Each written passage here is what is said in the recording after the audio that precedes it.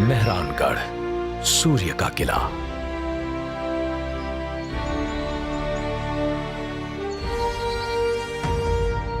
जोधपुर विश्व भर में नीली नगरी के नाम से प्रसिद्ध है। सदियों पहले ब्राह्मणों ने अलग दिखने के लिए अपने घरों को नीला रंगवा लिया था और ये परंपरा आज भी बरकरार है। जोधपुर मारवाड़ साम्राज्य की राजधानी था, जो अब राजस्थान का हिस्सा है। 20वीं सदी की शुरुआत में मारवाड़ करीब 1 लाख स्क्वायर किलोमीटर में फैला था, यानी स्विट्जरलैंड और नेदरलैंड्स के मिले जुले क्षेत्रफल से भी बड़े इलाके में। मारवाड़ थार रेगिस्तान तक फैला था। पूर्व और पश्चिम की कीमती चीजें मध्य एशिया और यूरोप के बीच मौजूद ग्रेट ट्रेड रूट पर यहीं से होकर जाती थीं।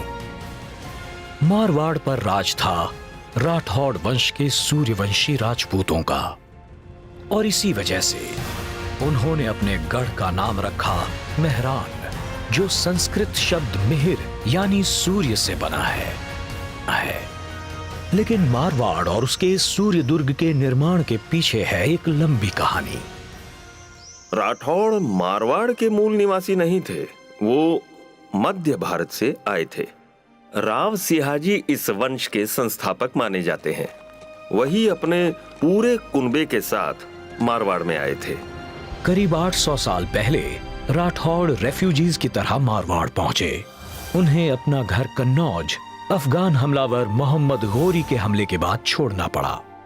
एक पेंटिंग के मुताबिक 1226 में वो एक नई जिंदगी की तलाश में पश्चिम की ओर निकले। कई साल बाद मारवाड़ पहुंचे और समय के साथ वहां के शासक बन गए। सन 1459 में राठौड़ राजा राव जोधा ने मेहरानगढ़ किले का निर्माण शुरू करवाया। राव जोधा को लगा कि अब अपना किला और अपनी राजधानी बनवाने का समय आ गया है। उन्होंने इस इलाके में तफ्तीश शुरू की। उनकी नजर एक पहाड़ी पर पड़ी जिसका नाम भाकर चिड़िया यानी पक्षियों का पहाड़ था। बीहड़ रेगिस्तान में वो एक विशाल मीनार की तरह खड़ा था। भाकर चिड़िया पहाड़ 400 फुट ऊंचा सीधी चढ़ाई वाला एक लुप्त ज्वालामुखी था, रणनीतिक रूप से बेहतरीन। लेकिन इस पर किला बनाने का मतलब था इस विशालकाय पर्वत से लाखों टन चट्टानों की कटाई। शुरू हो गई इंसान और पहाड़ के बीच जंग। खंडवालिया समाज, जिनके पास होता है एक खास हुनर, स्थानीय लोग पत्थर को खंड भी कहते हैं, और ये इन खंडों के बड़े अच्छे जानकार थे। स्थानीय ज्ञान और मामूली औजारों से शुरू हुआ एक महानिर्माण।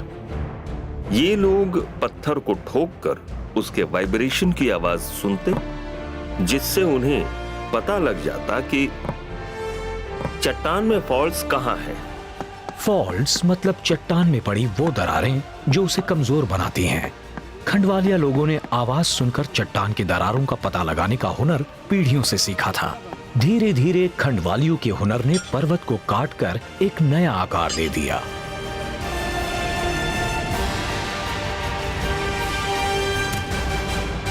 उनके अलावा एक और खास समाज था जो एक दूसरे काम में माहिर था, भारी चीजों को उठाने में।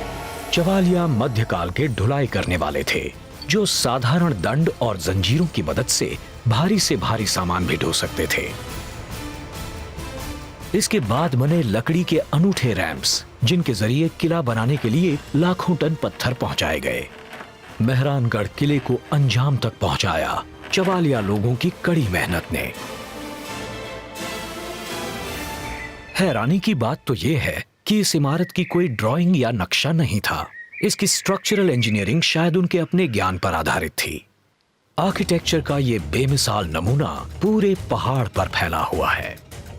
कई अलग अलग लेवल्स पर इसके परकोटे बने हैं। एक के बाद एक कई दीवारें इस किले को सुरक्षा प्रदान करती थीं। इस किले के अंदर शाही खानदान के अलावा एक मुस्तैद सेना भी रहती थी। दुश्मन को दुर्ग से दूर रखना सबसे जरूरी काम था। इसकी मोटी दीवारें तोप के गोलों का भी सामना कर सकती थीं। मेहरानगढ़ की ऊंचाई रणनीतिक सुदृढ़ता के साथ साथ दूर तक निगरानी की क्षमता भी देती थी। 5 सदियों से भी ज्यादा में 25 राठौड़ राजाओं के अधीन मेहरानगढ़ का स्तर और खूबसूरती दोनों बढ़ते गए। ये किला सिर्फ विशाल ही नहीं है, इसके अंदर एक नाजुक दिल भी है।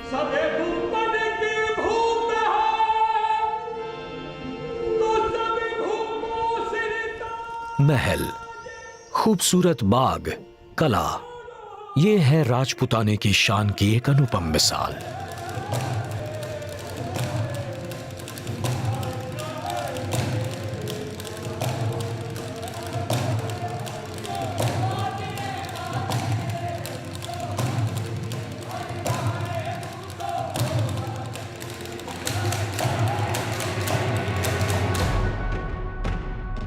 लेकिन कला का विकास मारवाड़ के समृद्ध रहने तक ही सीमित था, और समृद्धि रक्त और बलिदान मांगती है। मरते दम तक लड़ने के लिए युद्ध में जाने से पहले राजपूत योद्धा केसरिया अनुष्ठान करते थे, सबसे बड़े बलिदान का प्रतीक। ये बहुत ही दुखद रस्म थी। जब राजपूतों को लगता था कि हालात उनके खिलाफ हैं और जीत संभव नहीं, तो आत्मसमर्पण की बजाय ये उनकी आखिरी जंग होती थी। उन्हें मौत कबूल थी, अपमान नहीं। राठौड़ राजा अपने योद्धाओं के साथ बैठते, अपने शाही हाथों से अपने वीरों को एक नशीली दवा देते थे। इसके बाद वो अपनी खूबसूरत पगड़ियां उतार देते और उसकी जगह कुर्बानी के जज्बे को बढ़ाता केसरिया साफा बांध लेते। लोग अपनी वफादारी दिखाने के लिए अपनी तलवार महाराजा के सामने रख देते, फिर उसके ऊपर एक टीका लगाया जाता था। इसके बाद वो अपने आखिरी युद्ध के लिए निकल पड़ते।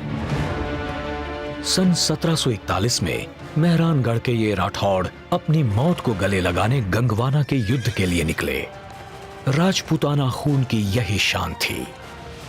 इनके शौर्य की गौरव गाथा आज भी इस सूर्य दुर्ग मेहरानगढ़ में शान से गूंजती है।